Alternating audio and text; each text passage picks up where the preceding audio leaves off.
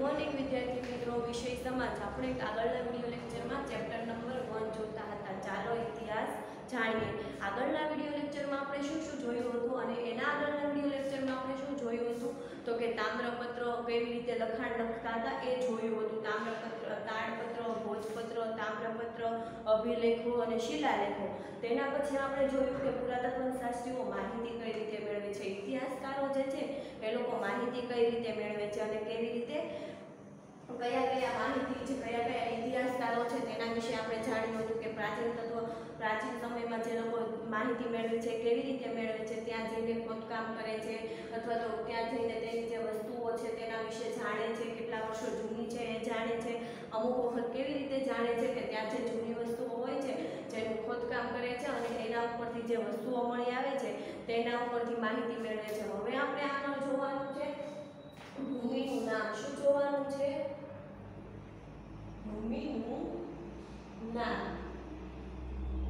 હવે આપણે ભારત દેશ છે તો ભારત દેશનું નામ કઈ રીતે પડ્યું? કોઈ પણ દેશ હોય તો તેનું નામ સીધું જ પડી જાય કે કોઈ પણ રાજાઓ હોય તેના ઉપરથી પડે, કોઈ પણ સંસ્કૃતિ જાણીતી હોય જેના ઉપરથી આપણને તે સંસ્કૃતિ, તે દેશનું નામ પાડવામાં આવે છે. તો ભૂમિનું નામ આપણે જોવાનું છે. આપણે આપણા દેશને બે નામે ઓળખીએ છીએ. આપણા ભારત દેશને કેટલા નામે ઓળખીએ છીએ? ભારત દેશને બે નામે ઓળખીએ છીએ. કયા? ઇન્ડિયા અને બીજું કયું છે? ભારત. તો આપણે આપણા દેશને બે નામે ઓળખીએ છીએ, ઇન્ડિયા અને ભારત. હવે આ ઇન્ડિયા શબ્દ કઈ રીતે આવ્યો એ આપણને ખબર છે?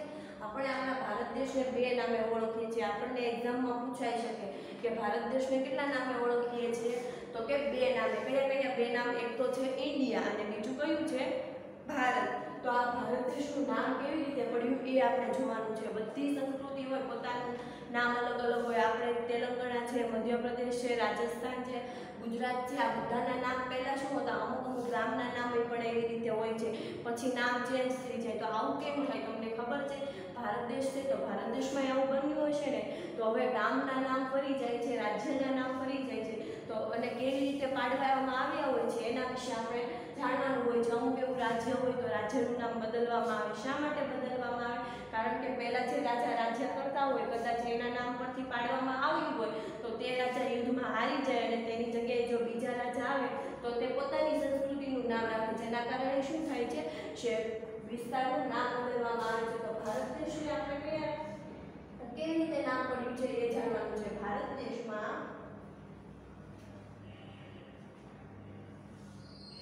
જે ઇન્ડિયા શબ્દ છે, ભારત દેશને ઇન્ડિયા શબ્દ છે, ઇન્ડિયા કઈ રીતે પડ્યું પહેલા તો આપણે એ જોઈએ. તો ઇન્ડિયાનો મેઇન અર્થ શું થાય છે? સંસ્કૃતમાં થાય છે. શું થાય છે? ઇન્ડિયન પરથી ઉતરી આવેલો છે. ઇન્ડિયા શબ્દ છે તે કયા શબ્દ પરથી ઉતરી આવેલો છે? ઇન્ડસ શબ્દ પરથી. આપણને એક્ઝામમાં પૂછાઈ શકે કે ભારત દેશને ઇન્ડિયા છે તો ઇન્ડિયા કઈ રીતે તેનું નામ પડ્યું અને કયા શબ્દ પરથી ઉતરી આવ્યો? તો કે આપણને જો પૂછાય તો આપણે લખવાનું કે ભારત દેશનું નામ ઇન્ડસ શબ્દ પરથી ઉતરી આવ્યું છે. ઇન્ડસ એ સંસ્કૃત ભાષાનો, જેને સંસ્કૃત ભાષામાં ઇન્ડસ છે એને સંસ્કૃત ભાષામાં શું વચાય છે? સિંધુ. શું વચાય છે? આપણી જે મેઇન અને જૂની પ્રાચીન જે સંસ્કૃતિ છે તે કઈ સંસ્કૃતિ છે? સિંધુ સંસ્કૃતિ. તો આ સિંધુ સંસ્કૃતિ ને ઇંગ્લિશમાં કયા નામે ઓળખવામાં આવે છે? ઇન્ડસ. તો આ ઇન્ડસ નામના શબ્દ પરથી આપણું ભારત દેશનું નામ ઇન્ડિયા પાડવામાં આવ્યું છે. ઇન્ડસ શબ્દનો સંસ્કૃત અર્થ શું થાય છે? સિંધુ થાય છે. તેના પછી આપણે આગળ જોઈએ. પ્રાચીન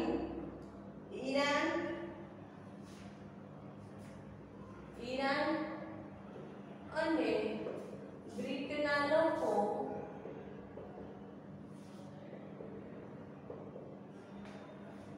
સિંધુ નદીથી પરિચિત હતા.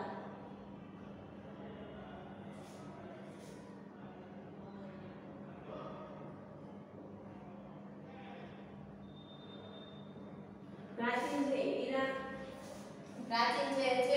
સમયમાં ઈરાન અને ગ્રીકના જે લોકો છે એ કઈ નદીથી આપણે ઓળખતા હતા? સિંધુ નદીના લોકો. આપણે કોઈ પણ રાજ્ય હોય, કોઈ પણ શહેર હોય, કોઈ પણ ગામ હોય તો તે ક્યાં વસેલું હોય છે? નદીના કિનારે. આપણને પહેલા એવો પ્રશ્ન થાય કે નદીના કિનારે કોઈ પણ શહેર હોય એ નદીના કિનારે કેમ વસેલું હોય? કારણ કે લોકોને જીવન જરૂરિયાત માટે પાણીની જરૂર પડે, પોતાના કામ માટે, પીવા માટે, આ બધું વસ્તુ માટે, ખોરાક માટે, કોઈ પણ પાક વાવવો હોય તો એ પાક માટે આપણે શેની જરૂર પડે છે? પાણીની જરૂર પડે છે. તો કોઈ પણ નદી હોય જેના કાંઠે કોઈ પણ વ્યક્તિઓ રહેતા હોય, ધીમે ધીમે એનો વિસ્તાર વધતો જાય, જેના કારણે શું થાય છે? એક શહેરનું સર્જન થાય છે, એક ગામનું સર્જન થાય છે. તો તેવી જ રીતે આ સિંધુ નદી છે, અત્યારે કેમ આપણે ભારતમાં ગંગા નદી છે, એવી રીતે એક સિંધુ નદી, અત્યારે સિંધુ નદીના કિનારે લોકો ખૂબ મોટું શહેર હતું, કારણ કે જેના કારણે શું થાય? બીજા જે દેશો છે, ઈરાન છે અને ગ્રીક છે, એ લોકો શું શેનાથી પરિચિત હતા? સિંધુ નદીથી પરિચિત હતા. તો સિંધુ એટલે કે આપણા ભારત દેશનો અર્થ શું થાય છે સંસ્કૃતમાં? સિંધુ ખીણ. આપણે કહીએ ને સિંધુ ખીણની સંસ્કૃતિ, આપણે આગળના લેક્ચર પાઠમાં ભણવામાં આવે છે કે સિંધુ ખીણની સંસ્કૃતિ એટલે શું, તેનો બધો પરિચય. તો સિંધુ નદીથી આપણે પરિચિત હતા, જેના કારણે એ લોકો શું આપણને ઇન્ડસ કહેતા હતા. આપણે ભારત સિવાય બીજા કોઈ દેશમાં જઈએ તો એ લોકો શું કહે છે કે ઇન્ડિયા વાળા છે. ઇન્ડિયા કેમ? કારણ કે ઇન્ડસ જે ઈરાન અને ગ્રીક છે, ઇન્ડસ. સિંધુ નદીનો અર્થ શું થાય છે? ઈરાન અને ગ્રીકના અલગમાં તો કે ઇન્ડસ થાય છે, જેના કારણે આપણા ભારત દેશનું નામ ઇન્ડિયા પડ્યું છે. તો ઈરાન અને ગ્રીકના જે લોકો હતા એ ઇન્ડસ નામથી ઓળખતા હતા. ઇન્ડસના કારણે ઇન્ડિયા શબ્દ આવ્યો છે. તો આગળ આપણે જોઈએ ઇન્ડિયા કઈ રીતે પડ્યો. હજુ એક વખત સમજાવું કે ઇન્ડિયા સિંધુનો અર્થ શું થતો હતો? ઈરાન અને ગ્રીકની ભાષામાં ઇન્ડસ થતો હતો. ઇન્ડસથી આપણા ભારત દેશનું નામ શું પડ્યું છે? ઇન્ડિયા. અને ઇન્ડસને સંસ્કૃતમાં શું કહેવામાં આવે છે? સિંધુ. હવે આપણે આગળ જોઈએ. આજથી 2500 વર્ષ પહેલા તે પ્રદેશના સંપર્કમાં આવ્યા હતા. ઈરાન અને ગ્રીક, આ ઈરાન જે દેશ છે અને ગ્રીકનો જે દેશ છે એ કેટલા વર્ષો પહેલા આવેલા હતા? ગ્રીકના જે દેશોના લોકો છે કેટલા વર્ષ પહેલા? 2500 વર્ષ પહેલા સંપર્કમાં આવ્યા હતા.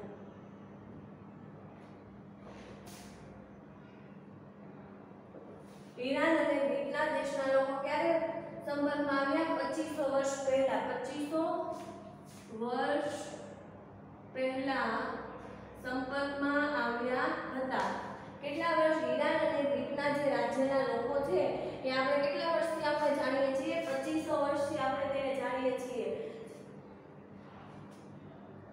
ઈરાનની અને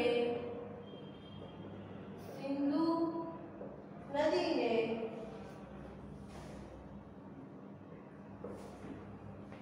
હિન્ડોસ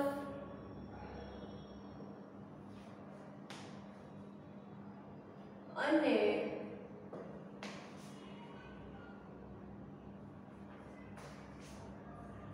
ગ્રીકના લોકોને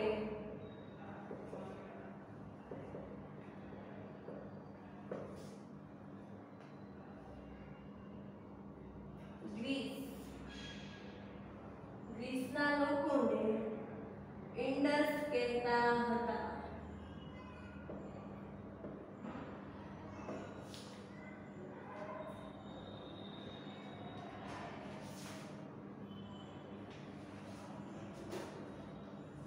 આજે ઈરાન અને ગ્રીકના જે દેશો છે એ લોકોના સંપર્કમાં આપણે કેટલા વર્ષથી આવ્યા છીએ? 2500 વર્ષથી આવ્યા છીએ.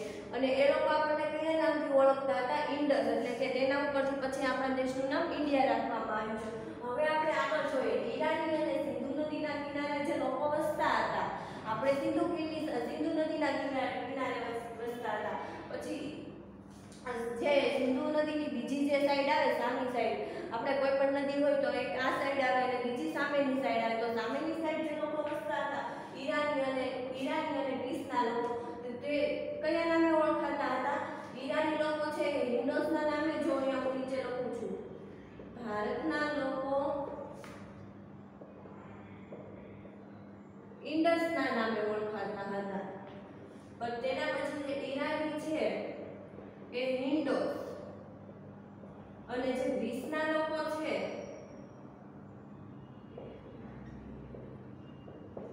એ પણ ઇન્ડસના નામે ઓળખાતા હતા. હવે હું તમને પહેલેથી હજુ એકવાર સમજાવું છું. ભારત દેશને બે નામે ઓળખાતા હતા. કયા બે નામે ઓળખાતા ઓળખાતા હતા ઇન્ડિયા અને ભારત. પછી તેના પછી છે ઇન્ડિયાને ઇન્ડસ કહેતા હતા. કોણ ઇન્ડિયાને ઇન્ડસ કહેતા હતા? ઈરાની અને ગ્રીકના જે લોકો છે ઇન્ડિયાને કયા નામેથી ઓળખતા હતા? તેમની ભાષામાં ઇન્ડસ. ઇન્ડસ શબ્દનો અર્થ સંસ્કૃતમાં કેવો થાય છે? સિંધુ છે. સિંધુ નદીને એ લોકો શું કહેતા હતા? ઇન્ડસ. જેના કારણે એ લોકોનું આપણા ભારત દેશનું નામ ઇન્ડિયા પડ્યું છે. ઈરાન અને ગ્રીકના લોકો સિંધુ નદીથી પરિચિત હતા. તે લોકો આપણને કઈ રીતે ઓળખતા હતા? કે સિંધુ નદીના જે કિનારે રહે છે એ લોકો ઇન્ડસ એવી રીતે ઓળખતા હતા. તેના પછી આપણે જે ઈરાન અને ગ્રીકના દેશોના લોકો 2500 વર્ષ પછી આપણા 2500 વર્ષ પહેલા આપણા સંપર્કમાં આવેલા છે. ઈરાન અને ગ્રીકના દેશોના લોકોને આપણે કેટલા વર્ષથી જાણીએ છીએ? તો કે 2500 વર્ષથી આપણે ઈરાન અને ગ્રીકના લોકોને જાણીએ છીએ. તેના પછી છે ઈરાની અને સિંધુ નદીના હિન્દોસ અને ગ્રીસના લોકો ઇન્ડસ તરીકે ઓળખાતા હતા. આપણે ઇન્ડસના નામે ઓળખાતા હતા. તો જે ઈરાનના લોકો છે એ અને ગ્રીસના લોકો છે એ કયા નામે ઓળખાતા હતા? તો ઈરાનના જે લોકો છે એને હિન્દોસ, શું? હિન્દોસ, અને ગ્રીસના જે લોકો છે એ ઇન્ડસ તરીકે જ ઓળખાતા હતા. હવે આપણે આગળ જાણીએ. આ નદીના પૂર્વ કિનારે ઇન્ડિયા તરીકે ઓળખાતા હતા. આ નદીના પૂર્વ કિનારે એટલે કે સિંધુ નદીના પૂર્વ કિનારે જે લોકો વસે છે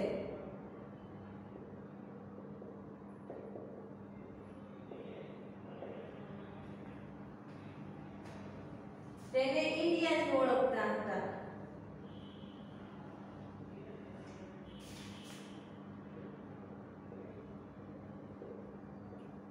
ઇન્ડિયાથી કોને ઓળખતા હતા? સિંધુ નદીના પૂર્વ કિનારે એટલે કે સિંધુ નદીની જે પૂર્વ સાઈડ થાય એના પૂર્વ કિનારે જે લોકો વસે છે તેને ઇન્ડિયાથી ઓળખાય છે. પછી તેના પછી આપણે શું જોવાનું છે?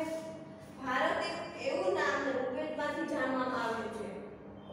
ભારતનું નામ ઇન્ડિયાનું નામ ભારત છે એ કયા વેદમાંથી આપણને જાણવા મળ્યું છે?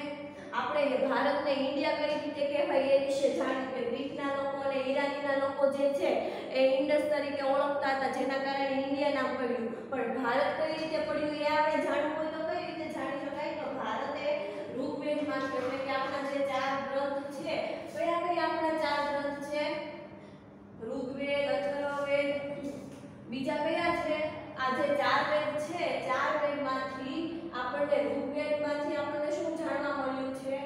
કે ભારત દેશ ઇન્ડિયાનું નામ ભારત છે જાણવા મળ્યું છે.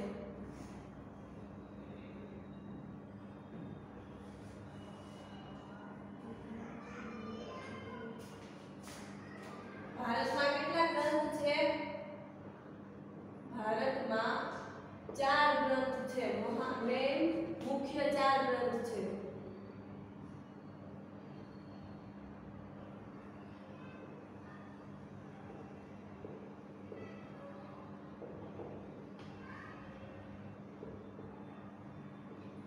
ઋગ્વેદ, યજુર્વેદ, સામવેદ, અથર્વવેદ. તો ઋગ્વેદમાંથી આપણને કયું નામ જાણવામાં આવ્યું? ભારત. ઇન્ડિયા આપણે જોયું કે કઈ રીતે પડ્યું પણ ભારતમાં મુખ્ય કેટલા ગ્રંથ છે? 4 છે. આ 4 ગ્રંથ ઋગ્વેદ, યજુર્વેદ, સામવેદ અને અથર્વવેદ. એમાં ઋગ્વેદમાંથી આપણને ભારતનું નામ જાણવામાં મળ્યું છે. તો ભારતનું નામ કઈ રીતે પડ્યું એ પણ હવે આપણે જોઈએ આગળ. ભારતનો નામનો માનવ સમૂહ ભારત નામનો ઋગ્વેદમાં ભરત નામનો માનવ સમૂહ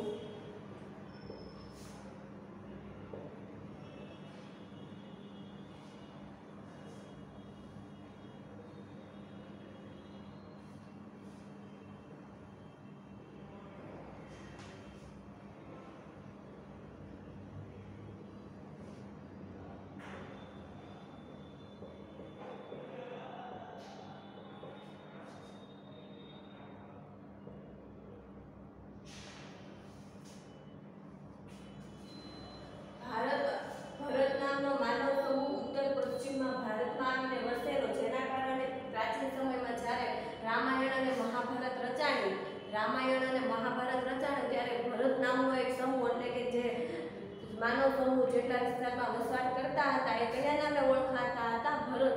તેનો રાજા કોણ હતું? ભરત. આ રાજા ભરતના નામ પરથી આપણા દેશનું નામ શું પાડવામાં આવ્યું છે? ભારત પાડવામાં આવ્યું છે. અને આ માહિતી આપણને શેમાંથી મળે છે? તો કે ઋગ્વેદમાંથી મળે છે. ભારતમાં મુખ્ય 4 ગ્રંથ છે. એમાં ઋગ્વેદ, યજુર્વેદ, સામવેદ અને અથર્વવેદ. એમાં ઋગ્વેદમાંથી આપણને શું નામ જાણવા મળ્યું છે? ભારત. તો ભારત નામનો હવે ભારત કઈ રીતે પડ્યું? તો કે ભરત નામનો માનવ સમૂહ ઉત્તર પશ્ચિમમાં, ભારતનો ઉત્તર પશ્ચિમ જે વિભાગ આવે, ભારતમાં આપણે ભારતનો નકશો જોઈએ તો તમે 4 વિભાગ આવે: ઉત્તર, દક્ષિણ, પૂર્વ અને પૂર્વ પશ્ચિમ, ઉત્તર દક્ષિણ એ રીતે. તો જે પૂર્વ પશ્ચિમનો જે ભાગ, ઉત્તર પશ્ચિમનો જે ભાગ છે એમાં જે ભરત નામનો સમૂહ રહેતો હતો, જેના કારણે કયું નામ પાડવામાં આવ્યું? ભારત દેશ પાડવામાં આવ્યું છે. હવે આપણે આગળ જોવાનું છે. અહીં આપણો આ ટોપિક પૂરો થાય છે કે ઇન્ડિયા કઈ રીતે પાડવામાં આવ્યું અને ભારત કઈ રીતે પાડવામાં આવ્યું. તો આપણને સમજાઈ ગયું કે ઇન્ડિયા જે બહારના વિદેશી લોકો હતા એ લોકો ઇન્ડિયાથી ઓળખતા હતા, અને આપણા ભારત દેશમાં જે યજુર્વેદમાં જે વાત કરવામાં આવી છે માનવ સમૂહની, જેના કારણે કયું નામ પડ્યું? ભારત. હવે આગળ આપણે સાલવારી જોવાની છે.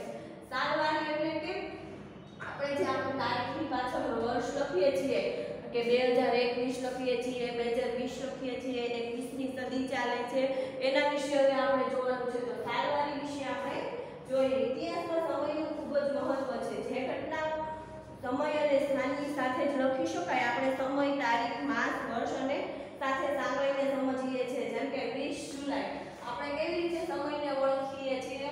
તારીખ, વાર, વર્ષ, મહિનો અને સમય. તો આપણે કઈ રીતે અત્યારે આપણે એક્ઝામ્પલ તરીકે દાખલા તરીકે લઈએ કે આપણે અત્યારે કયું વર્ષ ચાલે છે, કઈ સદી ચાલે? તો કે 21મી સદીની કેટલામું વર્ષ ચાલે છે? 2021મું વર્ષ ચાલે છે. કેટલામું? 21મી સદીમાં 2021મું વર્ષ ચાલે છે. તો આપણે આ તારીખ લખવી હોય તો કઈ રીતે લખી શકીએ? તો કે આજે કેટલી તારીખ છે? 8 તારીખ છે. ચાલો, તો સોરી 9 તારીખ છે. તો 9 તારીખ એટલે કે 9 તારીખ ગુજરાતીમાં લખવું હોય તો આ રીતે લખીએ કે 9 તારીખ જૂન મહિનો એટલે કે છઠ્ઠો મહિનો. 9 તારીખ જૂન મહિનો, વર્ષ કેટલામું થાય? 2021મું થાય. તો આજની આપણી આ જે તારીખ છે કઈ રીતે આપણે જાણી શકીએ? 21મી સદીમાં 2021મું વર્ષ ચાલે છે. 2021માં 9મી તારીખ જૂન મહિનો અને 2021 આ રીતે લખી શકીએ છીએ આપણે. આ પ્રમાણે સમયની ગોઠવણી ઈસુ ખ્રિસ્તના જન્મ સાથે સંકળાયેલી છે. હવે આપણને વિચાર આવે કે આ તારીખ આપણને કઈ રીતે ખબર પડી હશે? તારીખ લોકોએ 30 દિવસ છે, પછી 12 મહિના છે, આ બધું કઈ રીતે નક્કી કરવામાં આવ્યું છે? આપણે ઈસવીસન 2021 એવું લખીએ છીએ ને.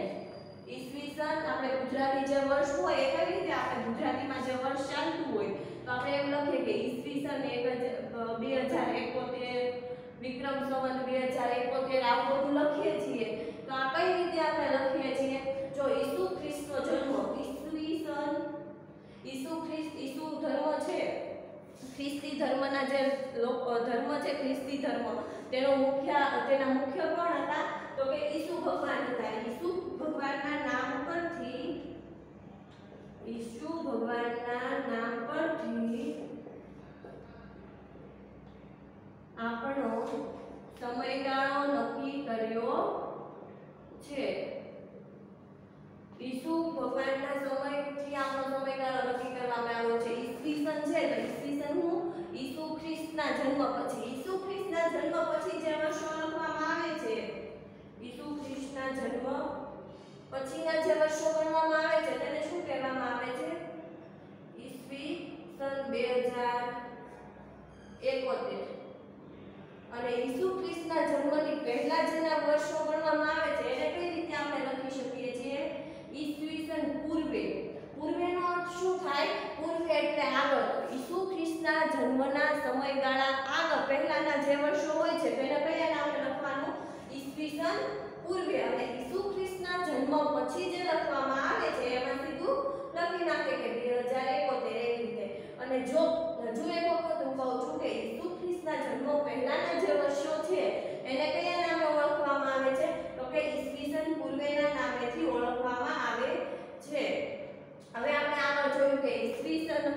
પૂર્વે 5મી સદીમાં બનાવવામાં આવ્યા હતા પંચમાંખના સિક્કા. આપણે આગળ એવું આવ્યું હતું. તો એ કઈ રીતે કાઢીએ? ઈસુ ખ્રિસ્તના જન્મની આગળના જે 5 સદી એટલે કે 500 વર્ષ પહેલા પંચમાંખના સિક્કા બન્યા હતા. એક સદી બરાબર કેટલા વર્ષ થાય? 100 વર્ષ. એક સદીમાં કેટલા વર્ષ આવે છે? 100 વર્ષ આવે છે. તો અત્યારે આપણે કેટલામી સદી ચાલે છે? ઈસુ ખ્રિસ્તના જન્મ પછીની 21મી સદી ચાલે છે. એટલે કેટલા વર્ષ થયા? 2100 વર્ષ. હવે આપણે આગળ જોઈએ. આપણે ઈસવીસન એમ કહીએ છીએ. આપણે શું કહીએ છીએ? આ ઈસને આપણે આખા શબ્દમાં શું વચાય? ઈસ.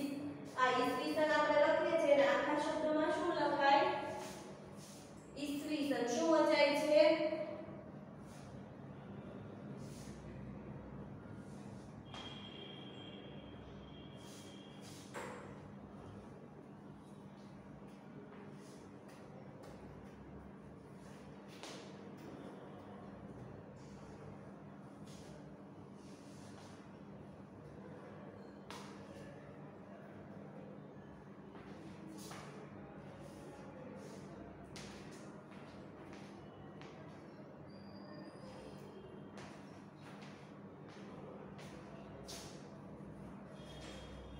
ઈસવીસનને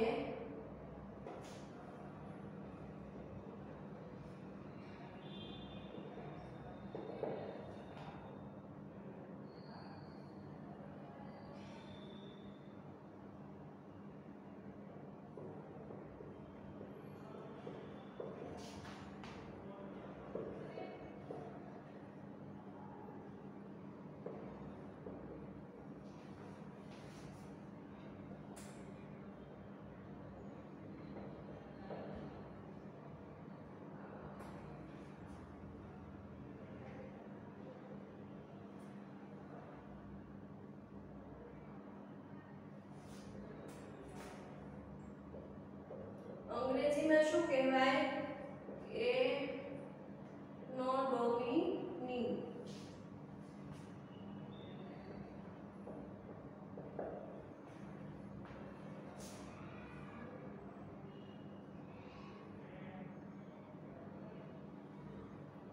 ઈસવીસનને આપણે ટૂંકમાં ઈસવીસન ઈ સ ઈ ડોટ સ કહેવાય છે. ડોટ એટલે કે પૂર્ણ વિરામ. ઈ પૂર્ણ વિરામ સ લખીને આપણે લખી શકીએ છીએ. આખું ઈસવીસન ન લખીએ તો ચાલે. ઈસવીસનને અંગ્રેજીમાં શું કહેવામાં આવે છે? ટૂંકમાં એડી કહેવામાં આવે છે અને પૂરું નામ એનું શું છે? એનો ડોમિની છે. આગળ તેના પછી આપણે જોઈએ ઈસુ ખ્રિસ્તના જન્મ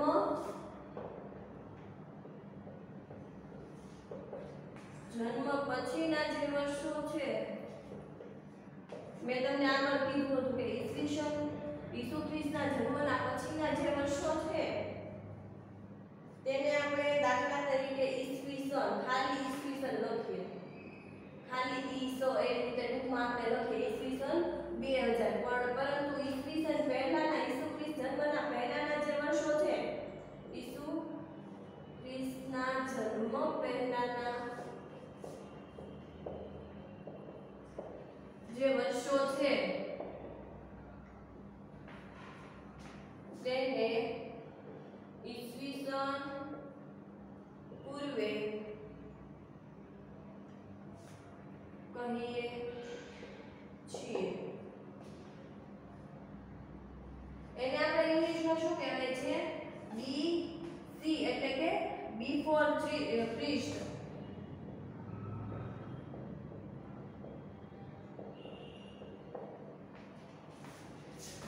હવે અહીંયા ધ્યાન આપો.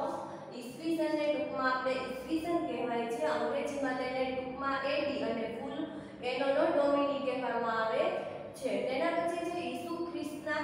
હવે આપણે એ જોવાનું છે કે ઈસુ ખ્રિસ્તના જન્મ પછીના વર્ષો મેં તમને આગળ જણાવી દીધું છે, પણ હજુ હું તમને એકવાર કહી દઉં. ઈસુ ખ્રિસ્તના જન્મ પછીના જે વર્ષો છે તેને ઈસવીસન 2000 કહેવામાં આવે છે અને ઈસુ ખ્રિસ્તના જન્મના પહેલાના જે વર્ષો છે તેને કેવી રીતે લખવામાં આવે છે?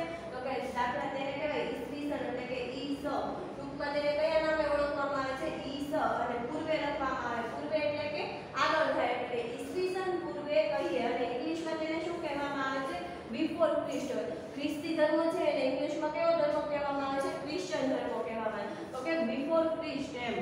બિફોર ક્રિસ્ટનો પહેલો જે અક્ષર છે તેને ટૂંકમાં આપણે લઈ શકીએ B.C. અહીંયા આપણે જોઈએ કે એક્ઝામ્પલ તરીકે જોઈએ કે ઈસવીસન પૂર્વેના વર્ષો અને ઈસવીસન પહેલાના જે વર્ષો છે એને આપણે એક્ઝામ્પલ તરીકે લઈએ કે કેવી રીતે લખાય છે. તમને એ તો સમજમાં આવી ગયું હશે કે ઈસવીસન ને કઈ રીતે લખાય છે. હવે આપણે આગળ જોવાનું છે કે એને ઈસવીસન પૂર્વે એટલે કે બિફોર ક્રિસ્ટ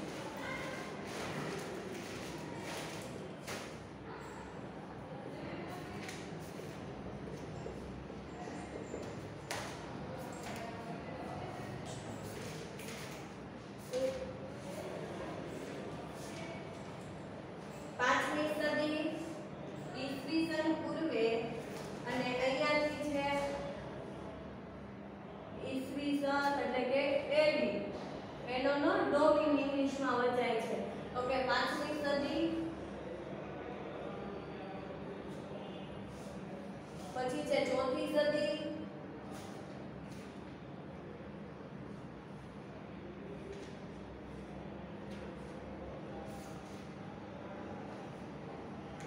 એના પછી આગળ આવે ત્રીજી સદી,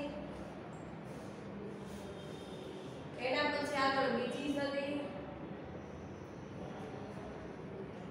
અને એના પછી આગળ પહેલી સદી. હવે ઈસવીસન પછીમાં શું આવે? પહેલી સદી, બીજી સદી, ત્રીજી સદી, ચોથી સદી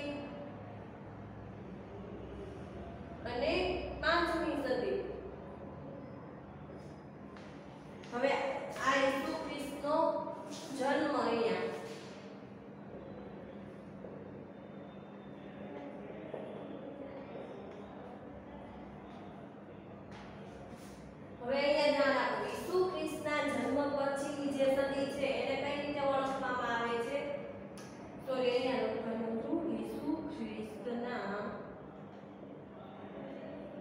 જન્મ.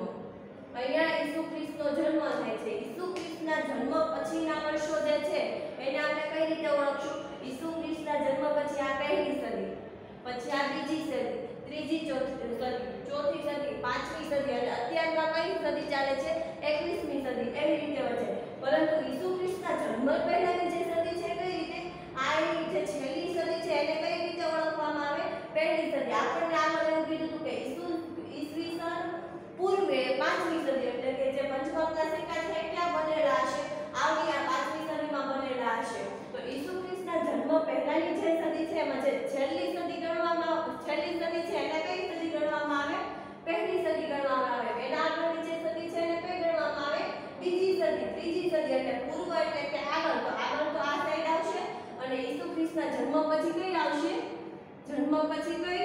આ જન્મ પછી આ સાઈડ ને આવશે અને જન્મ પહેલા આ સાઈડ આવશે. તો તમને સમજાઈ ગયું હશે કે ઈસવીસન ને આપણે કઈ રીતે ઈસુ ખ્રિસ્તના જન્મ પછીની જે વર્ષો છે એને ખાલી ઈસવીસન વચાય ઇંગ્લિશમાં એનો ડોમિની અને તેના પછી પહેલી, બીજી, ત્રીજી, ચોથી અને પાંચમી સદી એવી રીતે ઓળખી શકાય છે. અને ઈસુ ખ્રિસ્તના જન્મ પહેલા કઈ સદી? તો કે પહેલી, બીજી, ત્રીજી, ચોથી અને પાંચમી. ત્યારે અહીંયાથી શરૂઆત કરવાની. છેલ્લી જે સદી છે એને પહેલી ગણવામાં આવે છે. તો અહીંયા આપણે ઈસુ ખ્રિસ્તની સાલવારી પતે છે. હવે આના પછીનું આગળનું આપણે આગળના વિડિયો લેક્ચરમાં જોઈશું. અહીંયા આપણો વિડિયો લેક્ચર પૂરો થાય છે. જય શ્રી